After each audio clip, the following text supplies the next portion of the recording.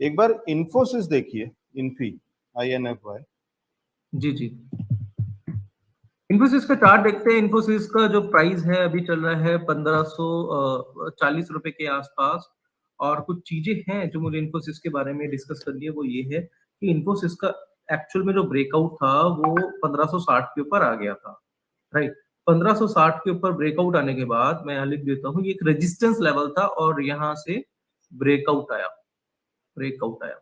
अब ब्रेकआउट आने के बाद ये गया 1640 रुपए के आसपास। तो वहां से ऑलमोस्ट अगर आप देखेंगे तो 80 पॉइंट के आसपास की तेजी आई। फिर उसके बाद पैटर्न्स वगैरह बने और पैटर्न बनने के बाद ये वापस से गिरा और ये रिट्रेस करने आया अपने सपोर्ट लेवल को, रेजिस्टेंस लेवल को, जो कि एक सपोर्ट बन गया था। अब ये फिलहाल क्या कर रहा है, अपने सपोर्ट लेवल के नीचे काम करा रहा है। इसका एक लेवल मैं आपको देना चाहूंगा, वो है 1560 का, 1560। 1560 इसका एक इंपॉर्टेंट लेवल है, बहुत ही क्रूशियल इंपॉर्टेंट लेवल है। अगर ये 1560 के ऊपर सस्टेन करता है, काम कराता है, तो आप क्या कर सकते हैं, अपनी पोजीशन बाय में बना के चल सकते हैं। हमने भी 1560 पे बाय किया था, 1640 तक गया था। फ्राइडे को जो गिरावट आई थी पूरा बाजार ही था, हमने बता दिया था। मार्केट में मैसेजेस है हमारे पास, पुराने वीडियोस है हमारे पास, क्लिप्स हैं जिसमें मैं बोला था पहले ही गिरने से पहले कि सेल करके चल सकते हैं।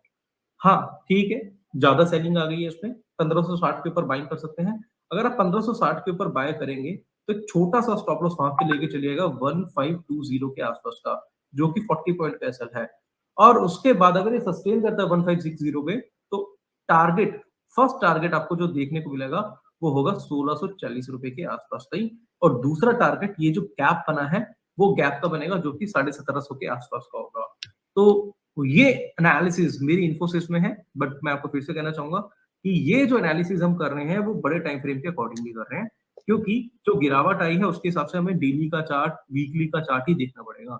तो अगर आप नहीं, थोड़ा सा बड़े टाइम फ्रेम पे ही व्यू चाहिए था। इनफैक्ट एक और चीज इसी में अगर मैं आपसे पूछूं, जो कि वैसे ठीक है कि आप एज अ टेक्निकल एनालिस्ट आप उस तरीके से आप जो एजुकेशनल पर्पस से जिस तरीके से चार्ट्स के बेसिस पे बताते हैं, लेकिन अगर मैं ये पूछूं इन जनरल कि ये जो IT स्टॉक्स में बड़ी गिरावट आई है और अगर मैं इन्वेस्टर हूं और मेरा नुकसान चल रहा है, तो क्या यहाँ पे मैं एवरेजिंग करूं, थोड़ा एक्यूमुलेट करना शुरू कर सकता हूं, चाहे वो मिड कैप IT हो चाहे लार्ज कैप IT हो? क्या राय होगी सर? देखिए, एवरेजिंग कर सकते हैं, क्योंकि मैं लॉन्ग टर्म में थोड़ा सा बुलिश हूँ मार्केट को लेके। बट मैं फिर से कहना चाहूंगा, बीइंग अ टेक्निकल एनालिस्ट, कि आप कोशिश ये करिए कि आप जो एवरेजिंग कर रहे हैं वो लेवल के अकॉर्डिंग लेके लेंगे, ज्यादा बेटर रहेगा। किस लेवल पे बाइंग करें, अब जैसे एग्जांपल के तौर पे इन्फोसिस है, अगर हम मेरे से पूछेंगे भाई 1540 पे एवरेजिंग करूंगा, तो मैं मना करूंगा, मैं कहूंगा 1560 के ऊपर करो। रीजन उसका क्या है कि यहाँ से 1540 से 1500 भी आ सकता है, और भी ज्यादा गिर सकता है। बट अगर आप लेवल के ऊपर करेंगे तो आपका जो टारगेट है वो आने के जो चांसेस होंगे वो बहुत फास्ट होंगे। मैं कहता हूँ 1540 पे कर दो, 10 दिन मार्केट यहीं पे खड़ा हुआ है, तो कहीं ना कहीं आपको डिमोटिवेशन आ जाएगी और बहुत ख्याल आएंगे, क्योंकि पैसा लगा हुआ है। पैसा लगा होता है तो भाई आपकी पॉकेट पे पिंच होगा, तो इमोशंस तो बीच में आएंगे ही आएंगे, राइट।